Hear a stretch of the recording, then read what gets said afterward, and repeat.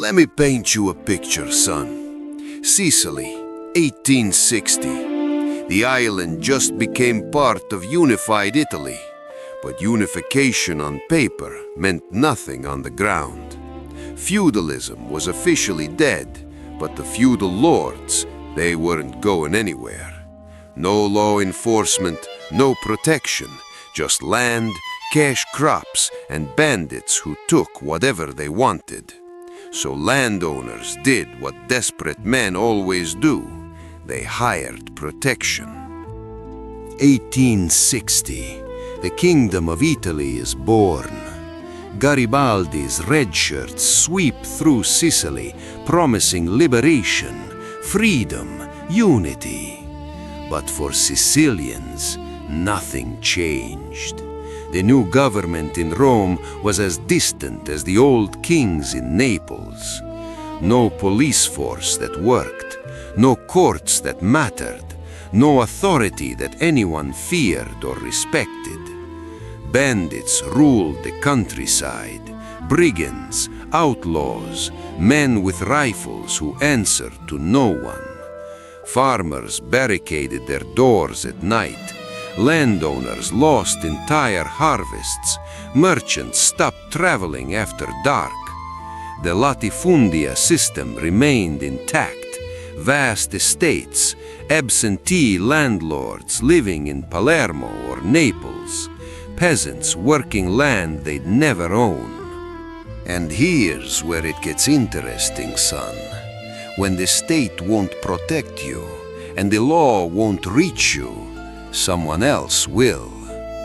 Landowners started hiring Campieri, armed guards, men from local villages who knew the terrain, knew the bandits, knew how things worked. At first it was simple. Protect the crops, chase away the bandits, keep the peace. But protection has a price, son, and once you're paying someone to keep you safe, that someone starts deciding what safety costs. Where does the word mafia come from? Nobody knows for certain, son, and that's exactly how they liked it. Some say it comes from the Arabic mayhas, bold, aggressive, fearless. Others say marfud, rejected, outlawed. In Sicilian dialect, mafioso meant something specific, not a criminal, a man who carried himself with confidence, who didn't bow, who solved his own problems. And that's what these Campieri became, son, mafiosi, men of respect, men who didn't need the government because they were the government.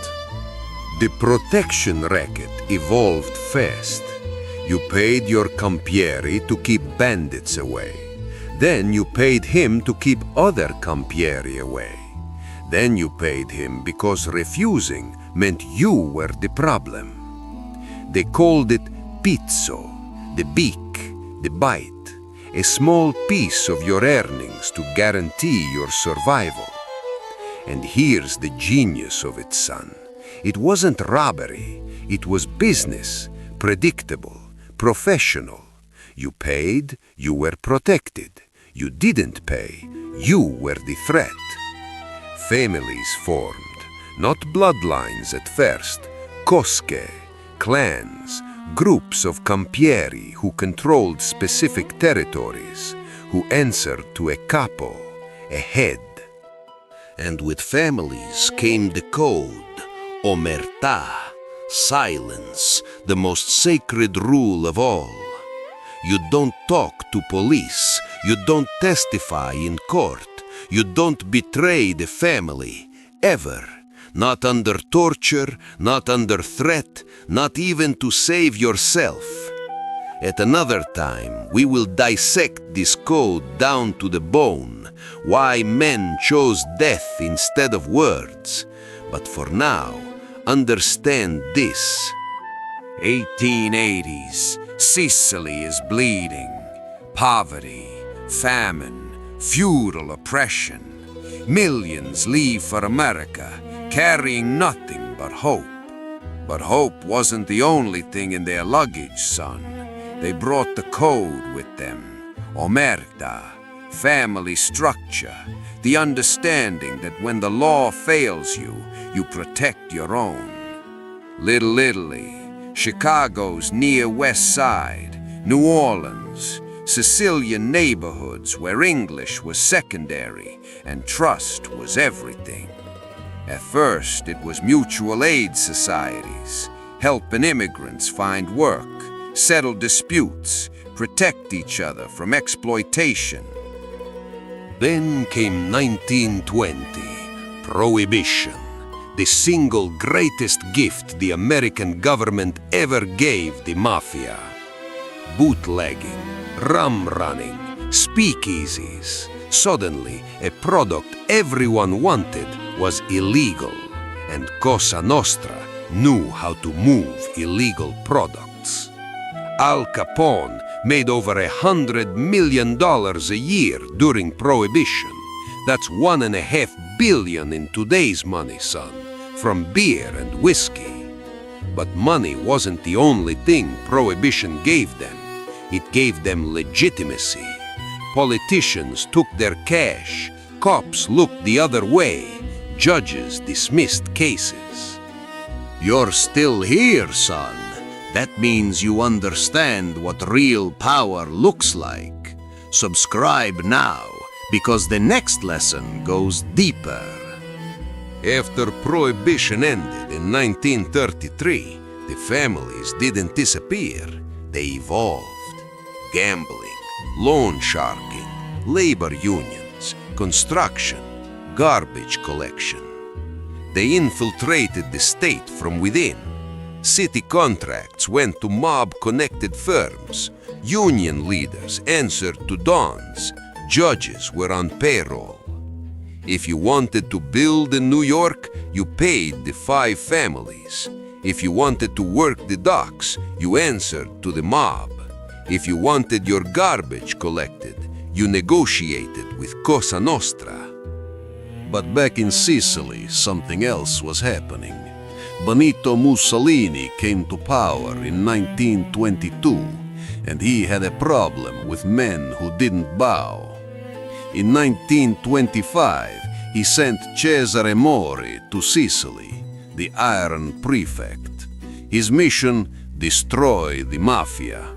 No trials, no mercy, just force. Mori arrested thousands, tortured suspects, imprisoned entire families, burned villages. It was war, son. Total war.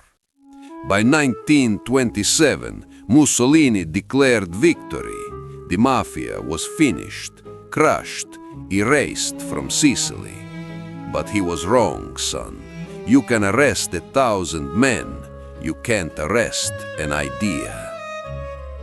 The bosses who escaped Mussolini's purge, they scattered. Tunisia, France, America, and they brought their networks with them. Then came 1943.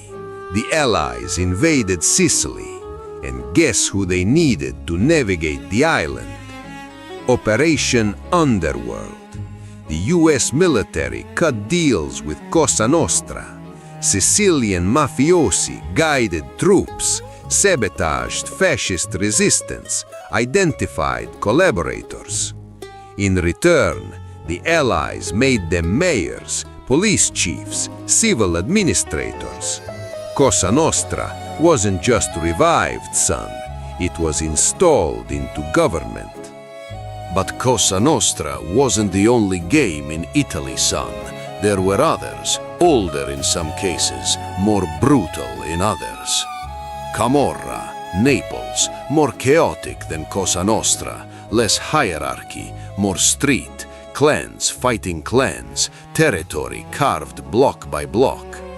And then there's Ndrangheta, Calabria, the quietest, the richest, the most dangerous. They control cocaine trafficking into Europe. Billions, son, not millions. So let's bring it home, son. What started in the chaos of 1860s Sicily became a global empire by the 1950s, born from the absence of the state, grown through immigration and prohibition, strengthened by war, embedded into governments, unions, and industries. This wasn't chaos, son. This was structure, hierarchy, rules, a shadow government operating inside the legitimate one. The Commission, 5 families in New York, families in Chicago, Detroit, Philadelphia, New Orleans, all connected, all coordinated, all following the same code.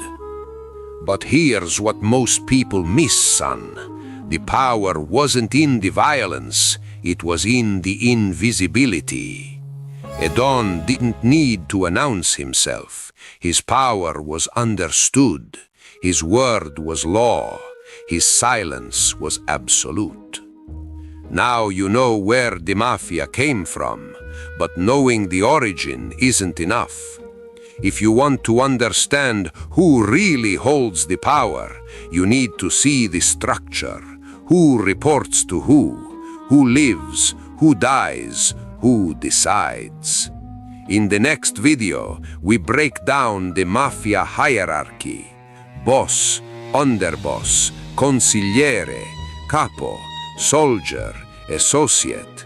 Who has real power, who's expendable, and why the structure is built to survive even when the boss falls. Before you go, son, 3 things. First, subscribe. You don't spectate this world, you commit to it. Second, leave a comment, 1 sentence.